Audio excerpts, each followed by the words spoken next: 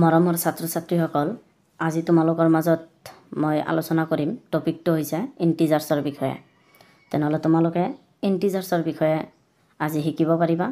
চালেহে গম পাবা ইন্টিজাৰ্ছ কি হয়, মানে অখণ্ড সংখ্যাটো কি হয় বাৰু। প্ৰথমতে আমি এছামিজখিনি জানি লওঁ যে ইন্টিজাৰ্ছটো বিষয়ে। অখণ্ড সংখ্যাটো হৈছে যে পূৰ্ণ সংখ্যা আৰু স্বাভাৱিক সংখ্যাৰ ঋণাত্মক ৰূপৰ থোপটোক একেলগে অখণ্ড সংখ্যা বোলে। কেনেকৈ কি কৈছে ইয়াত যে পূৰ্ণ সংখ্যা কি হয়, যে পূৰ্ণ সংখ্যাটো হৈছে আমাৰ 0ৰ পৰা আৰম্ভ হয়। আৰু লগতে কি কৈছে স্বাভাৱিক সংখ্যাৰ ঋণাত্মক থোপটোক, মানে ঋণাত্মক থোপ মানে কি -1 -2 -3 এইবোৰ, যে এই থোপটোক একেলগে মানে কি বুলি কোৱা হৈছে অখণ্ড সংখ্যা বোলে। ঠিক আছে, তেনেহ'লে উদাহৰণ যদি আমি চাওঁ, উদাহৰণটোত আছে আমাৰ কি এইটো চোৱা -3 -2 -1 0 1 2 3 এইটো হৈছে আমাৰ কি যে অখণ্ড সংখ্যা। ঠিক আছে, এইটো আছিলে আমাৰ এছামিছত তুমি এনেকৈ লিখিব পাৰিবা। আমি ইয়াৰ পিছত ইংলিছটো চাম, লগতে আমি এইটো তোমালোকক এটা নাম্বাৰ লাইনত মানে দেখাই আছোঁ। চাবা, এইটো হৈছে নাম্বাৰ লাইন। এই নাম্বাৰ লাইনটোলৈকে চোৱা তোমালোকে। নাম্বাৰ লাইন মানে হৈছে সংখ্যা ৰেখা। ঠিক আছে, আচ্ছা আমি যদি সংখ্যা ৰেখাত চাওঁ অখণ্ড সংখ্যাটো কি হ'ব বাৰু, এইটো চোৱা। অখণ্ড সংখ্যাত আমি কি পাইছিলোঁ যে পূৰ্ণ সংখ্যাৰ লগতে স্বাভাৱিক সংখ্যাৰ থোপটোক, পূৰ্ণ সংখ্যা আৰু স্বাভাৱিক সংখ্যাৰ থোপটোক। তেনেহ'লে ইয়াত পূৰ্ণ সংখ্যা কি আছে? পূৰ্ণ সংখ্যা আছে 0 1 2 3 4 5 6 এনেকৈ গৈ থাকিব, হয়নে?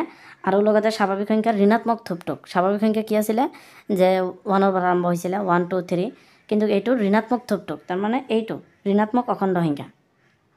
ঠিক আছে, এইখিনিক মানে -1 -2 -3 -4 এইটো আছিলে আমাৰ কি যে ঋণাত্মক অখণ্ড সংখ্যা, আৰু এইখিনি হৈছে আমাৰ কি ধনাত্মক অখণ্ড সংখ্যা, আৰু এইটোৱে আছিলে আমাৰ সংখ্যা ৰেখা। ঠিক আছে, এইটোকে মানে কি বুলি কোৱা হৈছে অখণ্ড সংখ্যা বুলি কোৱা হৈছে। তেনেহ'লে চাওঁ আমি ইংলিছটোত আমি কেনেকৈ লিখিব পাৰি। ইংলিছটোত যদি আমি চাওঁ যে ইন্টিজাৰ্ছৰ বিষয়ে আমি লিখিম কেনেকৈ বা বুজিম কেনেকৈ, চাবা। The set of whole numbers, মানে হোল নাম্বাৰ্ছ মানে কি আছিলে পূৰ্ণ সংখ্যা, along with the negative forms of natural numbers together is known as integers. মানে আমাক কি কৈছে এইটো চোৱা, যে নেশ্যনেল নাম্বাৰ্ছৰ যিটো আমাৰ কি আছিলে যে negative forms of national number, মানে স্বাভাৱিক সংখ্যাৰ ঋণাত্মক থোপ। ঠিক আছে, যে এইটো আছিলে, আৰু ইয়াকেই মানে অখণ্ড সংখ্যা বুলি কোৱা হৈছে। আৰু ফৰ এক্সাম্পল যদি আমি চাওঁ -3 -2 -1 0 1 2 3 এইটো আছিলে আমাৰ কি অখণ্ড সংখ্যা, মানে ইন্টিজাৰ্ছ। ঠিক আছে, তেনেহ'লে আমি এইটো এটা নাম্বাৰ লাইনত যদি চাওঁ কি হয় চাবাচোন। এইটো হৈছে নাম্বাৰ লাইনছ। ঠিক আছে, তোমালোকক মই আগতেও কৈছোঁ যে এইটো আছিলে আমাৰ কি, আগতটোক মই দেখুৱাইছিলোঁ কি এছামিজটো, এতিয়া ইংলিছটোক দেখাই আছোঁ তোমালোকক। চোৱা যে এইটো আছিলে আমাৰ কি যে পজিটিভ ইন্টিজাৰ্ছ, আৰু এইখিনি আছে আমাৰ কি নেগেটিভ ইন্টিজাৰ্ছ। আৰু পজিটিভ ইন্টিজাৰ্ছখিনি কি হয় যে এইখিনি আছিলে আমাৰ কি 0 1 2 3ৰ পৰা আৰম্ভ হৈছে, মানে এইটো আছিলে কি মানে হোল নাম্বাৰ, আৰু এইটো আছিলে আমাৰ কি negative forms of natural numbers. ঠিক আছে, negative forms of natural numbers means ইয়াতে কি হৈছে -1 -2 -3 এইখিনি আমাৰ কি নেগেটিভ ইন্টিজাৰ্ছ হৈছে।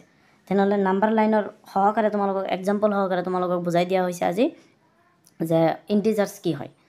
ঠিক আছে, অখণ্ড সংখ্যা কি হয়। তেনেহ'লে অখণ্ড সংখ্যাৰ বিষয়ে তোমালোকক কোনোবাই সুধিলে ধুনীয়াকৈ এনচাৰ দিব পাৰিবা। ঠিক আছে, কিন্তু ইয়াত তোমালোকে আৰু এটা কথা মনত ৰাখিবা, ইয়াত এটা যে 0 ইজ নাইদাৰ পজিটিভ নৰ নেগেটিভ। তাৰমানে ইয়াত কৈছে যে শূন্যটো ধনাত্মকো নহয় ঋণাত্মকো নহয়। ঠিক আছে, ধনাত্মকো নহয় ঋণাত্মকো নহয়, শূন্যটো ধনাত্মকো নহয় ঋণাত্মকো নহয়, এই কথাটো মনত ৰাখিবা। আৰু এই ধৰণৰ ভিডিঅ'সমূহ পাবৰ বাবে তোমালোকে মোৰ চেনেলটো ছাবস্ক্ৰাইব কৰি ৰাখিবা আৰু বেল আইকনটো অল কৰি ৰাখিবা। ঠিক আছে, থেংক ইউ।